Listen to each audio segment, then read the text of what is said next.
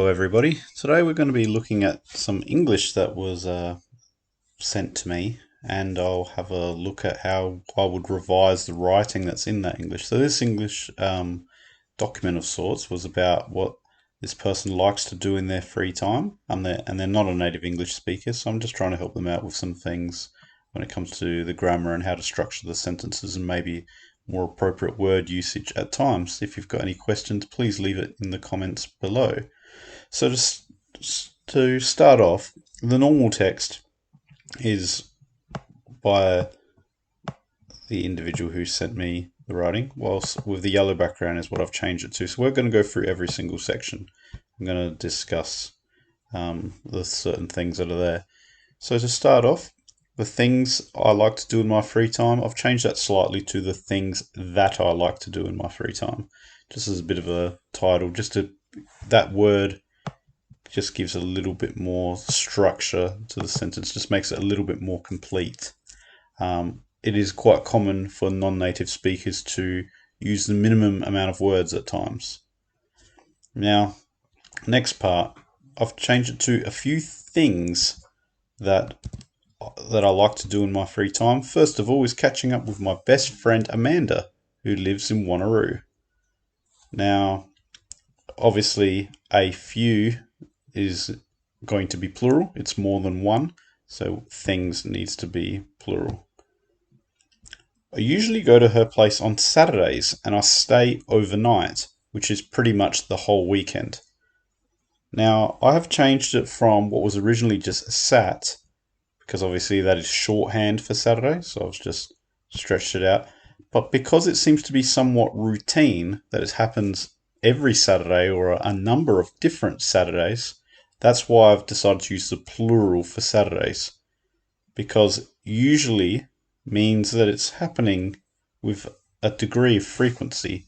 It does happen, every second Saturday, every couple of Saturdays, or it happens quite often. This is not something that is a rare occurrence. So I think it's safe to be able to have the plural Saturdays.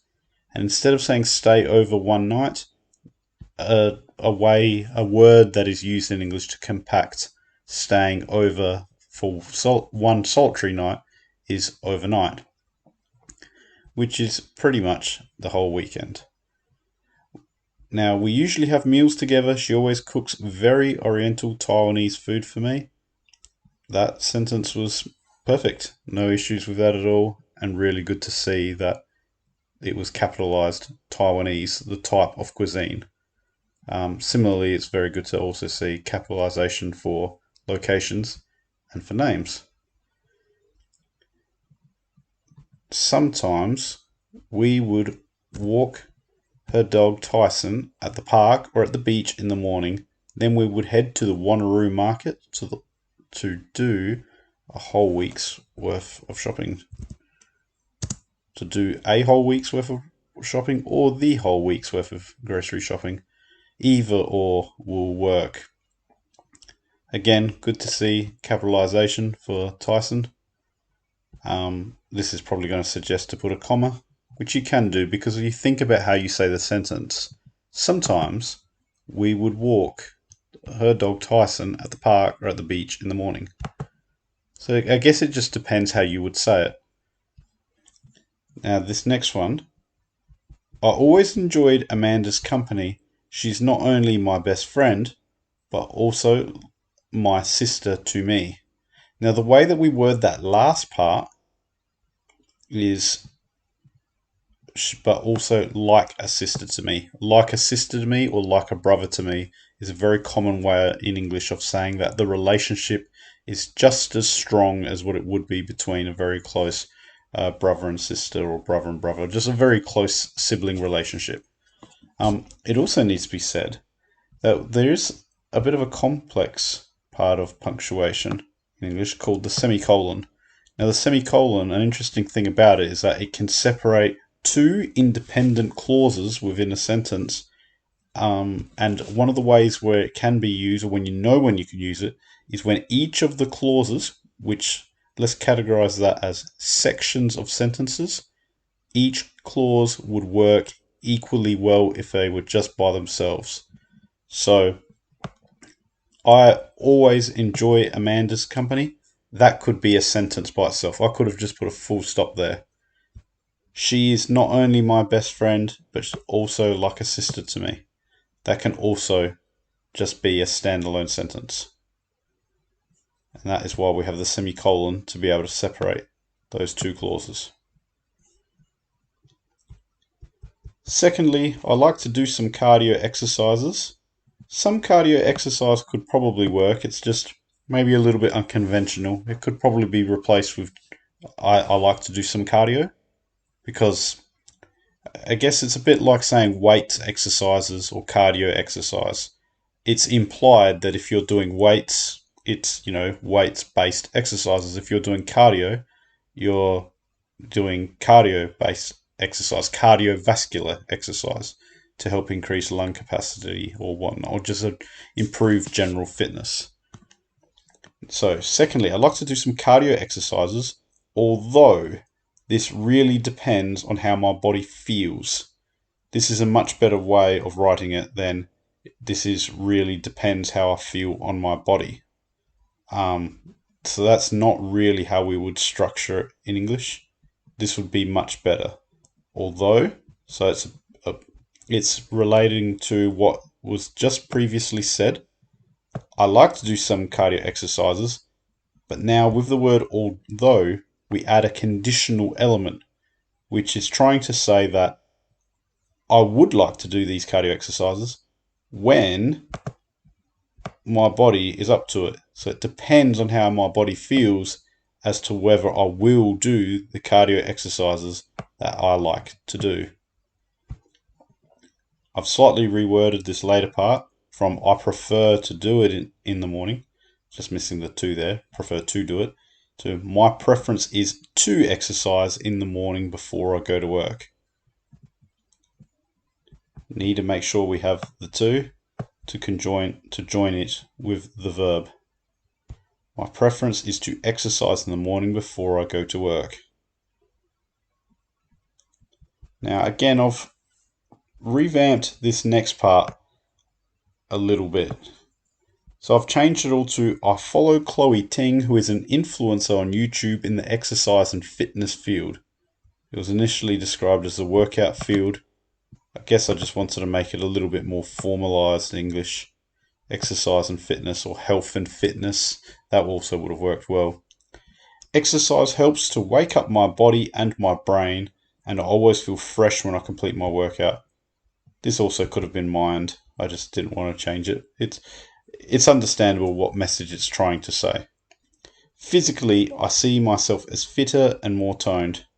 I wasn't sure if more toned is better. I could have said lighter, because the author has mentioned shrink, so they're smaller.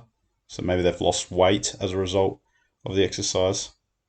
So you could have put that, I see myself as fitter and lighter. I see myself as fitter and I've lost weight. You could put a number of things there to describe that. Furthermore, I like to invest in shares in my free time. During was a fine word. It really could be there instead of in. They're all pretty much the same. And furthermore is an excellent word. To obviously say that there's more to say, there's more to add on to what has already been written about what the author likes to do in their spare time.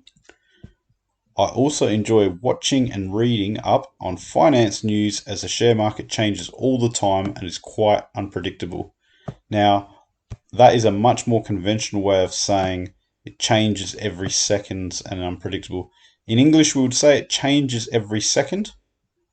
So we wouldn't say every second, we'd say changes every second, a singular. So every solitary second, things can change. And the way we can write that is that it changes all the time. Now, I will use the word quite unpredictable, even though the author only used unpredictable.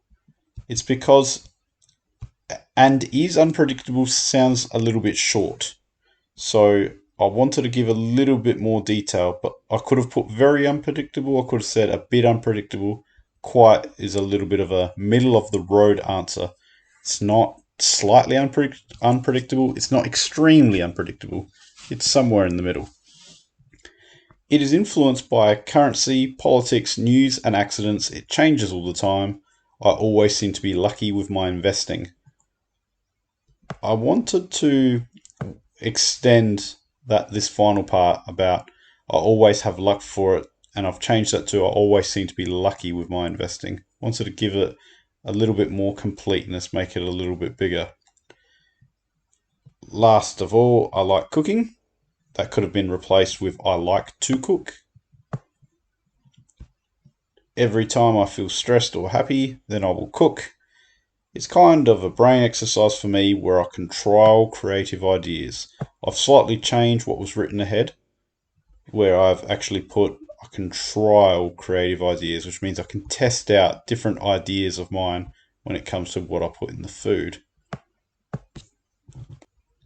Now, there is one other thing that I wanted to show, because I've been showing my writing, but I haven't mentioned much about the writing that is already there. Last thing I want to show is this little error here. So, oops. She always cook very oriental Taiwanese food. Now, the reason I wanted to show you that error is because it's very important that we make sure that the subject and the verb are in agreement. So the subject is she, talking about Amanda. The verb is cook.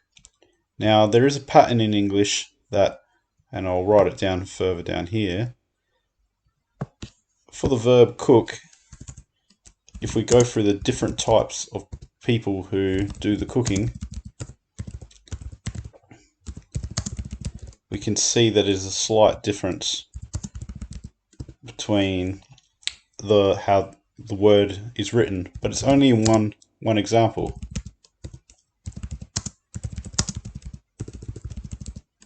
As we can see, it's the third person where it changes, the verb changes to cooks. It adds an extra S on the end of it, just like it would in, and this is present tense, mind you.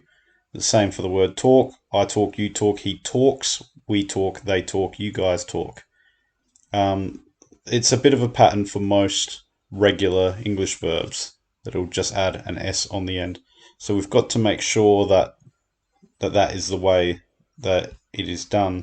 When you're talking about, let's say, the boys, so again, this is a variant of the third person, but it's a third person that is plural. Then, it's quite interestingly, the verb is the opposite.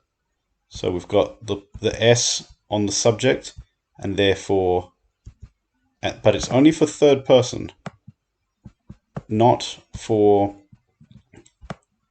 a direct plural. The reason I show this direct plural as in you is because this is how it's like in some Latin-based languages when you've got the 6 different types. So that's why I wanted to show that. So it is a little bit confusing that the plural third person can just have the absence of the S, but just traditionally just focus on these first 6. When it comes to that third type, he, she, or it, a singular third person, and I say it's third person because this is first person, myself, this is second person, which is a person who I'm stating directly who it is. I'm looking right at it and I'm saying you. That is second person. Third person is when you're talking about another individual or a thing. You know, so for example, it rains. It's not a person, but still counts in the third person. A tertiary person, or an inanimate object. He, she, or it. It includes in animals as well. You know, your dog cooks. The dog cooks. So yeah, you've got to make sure that you've got agreement between the subject and the verb. But overall, it was a pretty good effort with what was written. There wasn't really that many real bad mistakes. So yeah, like I said near the start of the video, if you've got any questions, feel free to write it in the comments below. and I look forward to the next time that somebody decides to send me something like this that I can proofread.